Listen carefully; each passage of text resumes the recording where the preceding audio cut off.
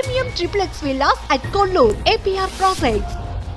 కానీ బయట ఒక మాట వినిపిస్తుందండి జయశీల గారు, మీ ఆస్తులు మొత్తం ఆయన దోచుకున్నారా లేకపోతే ఆయన ఆస్తులు మొత్తం మీరు దోచుకున్నారో, ఇద్దరి మధ్య అయితే పెద్ద గొడవలు అయిన చివరికి అది కాదు, ఆయన కూడా చనిపోయారు.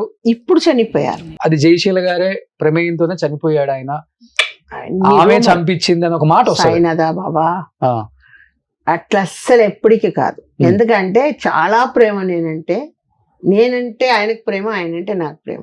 ఎందుకంటే అతని వయసు వచ్చి నాకంటే 14 సంవత్సరాలు. ఇది ఆయన ఒక బిడ్డలాగా షుగర్ కంట్రోల్ చేసి తీసుకు, ఆయన కోసం నేను ఫీల్డ్ మానేశాను. హైదరాబాద్ రాకుండా చెన్నైలో ఉన్నాను. అర్థమైందా?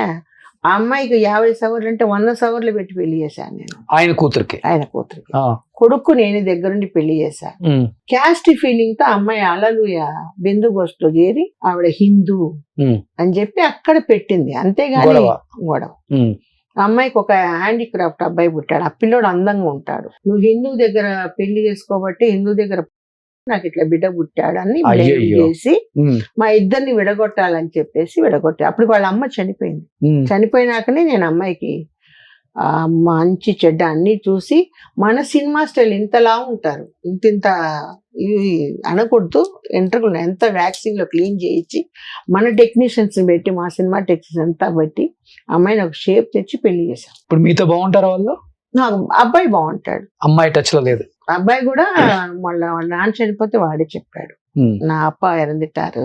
ఓహో, అసలు ఆయన చనిపోయడానికి మీకు ఆయన కనెక్షన్ లేదు ఇంకా? మీరు తీసేసి అబ్బాయిని పెట్టేసి ఇచ్చేసి నడి రోడ్ లో వదిలేసి వెళ్ళిపోయాడు. అప్పటికి మా ఫాదర్ చనిపోయి మా మదర్ నా దగ్గరకు వచ్చారు, భార్య చనిపోయి ఇతను నా దగ్గరికి వచ్చాడు. వీళ్ళిద్దరు సేవ చేయలేక నేను చచ్చిపోతా ఉన్నాను. ఫీల్డ్ ఇక్కడ నన్ను రాణించలేదు హైదరాబాద్ కి. మరి ఎందుకు విడిపోయారు అంత ప్రేమించుకొని? బిడ్డ ఇట్లా హ్యాండీక్రాఫ్ట్ గా పుట్టి నాకు ఇట్లాంటి బిడ్డ పుట్టింది, నువ్వు హిందూతో సంసారం చేయబట్టి అని అక్కడ పెట్టింది ఫిట్టింగ్. సో దాని వల్ల మీ ఇద్దరు విడిపోయారు? నా ఇద్దరు. ఓకే, బిడ్డను పోగొట్టుకోలేరు కదండి ఎవరైనా. కన్నవి ఇప్పుడు నేనే ఉన్నా, నా బిడ్డ కోసం నేను త్యాగం చేస్తాను కదా, బిడ్డను పోగొట్టుకోలేను కదా.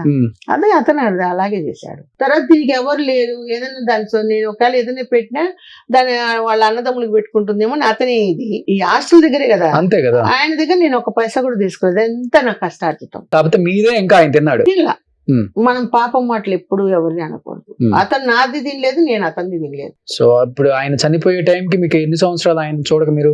నేను ఫస్ట్ ఒక 10 ఏళ్ళు ఇది మళ్ళీ దొంగగా వచ్చాడు ఒకసారి, నన్ను చూడబుద్ధి వచ్చాడు. వచ్చి నేను అడిగాను, ఇట్లా బిడ్డ కోసం ఇట్లా నడి రోడ్ లో వదిలిపెట్టిపోయావు. మిమ్మల్ని నడి రోడ్ లో వదిలేసి వెళ్ళిపోయాడు? అంతే కదా, చెప్పా పెట్టకుండా నేను బ్యాప్టిజం తీసుకున్నాను. ముసలి వయసులో బ్యాప్టిజం తీసుకోవడం ఏంటి?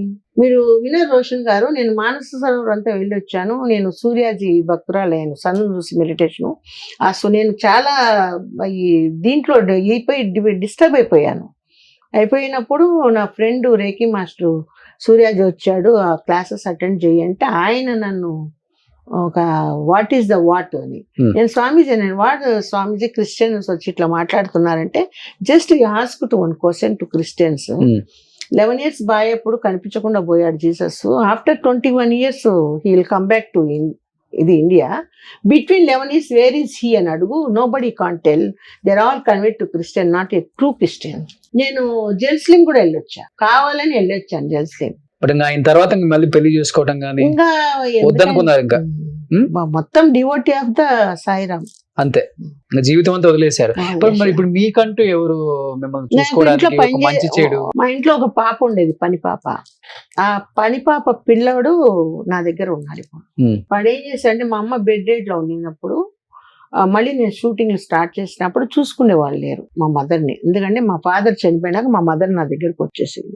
మా ఫాదర్ ఇంకా చనిపోతాను ముందు నా దగ్గరకు వచ్చాడు. అమ్మ నేను ఉంటే అమ్మని పూలల్లో పెట్టి పంపించేస్తాను, ఒకవేళ నేను చనిపోతే మీ అమ్మ నాన్న కొడుకు చూడరు, నువ్వు తెచ్చుకోవాలి అని చెప్తే సరే అన్నాను. మా నాన్న చనిపోయిన వెంటనే మా అమ్మని నా దగ్గర తెచ్చేసుకున్నాను.